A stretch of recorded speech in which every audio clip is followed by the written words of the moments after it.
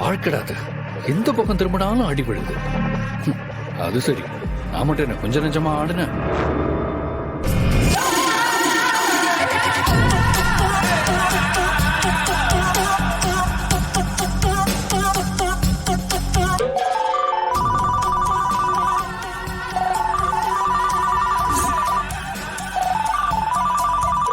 வீட்டுக்கு தெரியாம சிகரெட் அடிக்கிறதே பெரிய விஷயம்.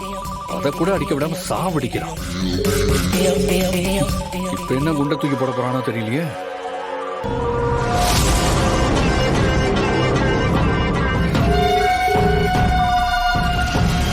ஹலோ, என்னடா நிம்மதியா இருக்க போல? அதான் இப்போ உனக்கு மூக்கு வேர்த்துருச்சு. அப்புறம் எப்படி நான் நிம்மதியா இருப்பேன்? என்ன சத்தத்தையே காணோம்? என்ன திட்டிட்டு இருக்கியா? ஐயோ வர்மா, அதெல்லாம் இல்ல வர்மா. நடிக்காத. உன்னை பத்தி உன்னை விட எனக்கு தான் நல்லா தெரியும். சரி, நான் விஷயத்த சொல்லிடுறேன். என்ன சொல்லு வர்மா? எனக்கு என்னமோ நடக்கிறதெல்லாம் வச்சு பார்க்கும்போது உங்க வீட்டுல தான் யாரோ ஒரு போலீஸ் இருக்காங்கன்னு தோணுது. வாட்? ஏய் வர்மா, ஏன் வீட்லயா? அதுவும் போலீஸ், அதுவும் எனக்கு தெரியாமலா இருந்தா அதை கபிலன் சும்மா விட்டுருப்பானா?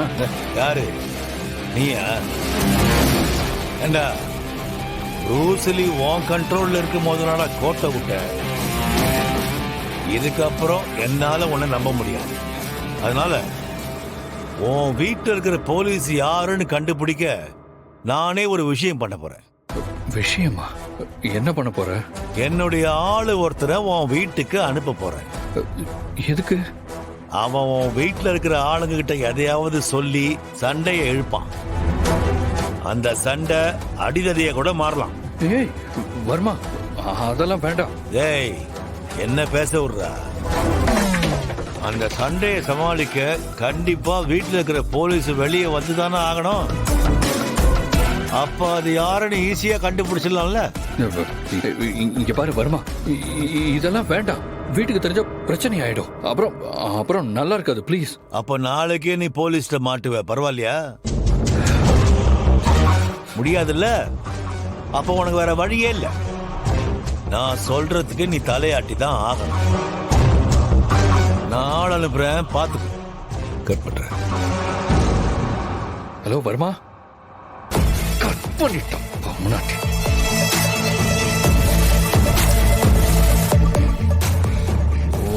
அவன் வரப்போறானே தெரியலையே.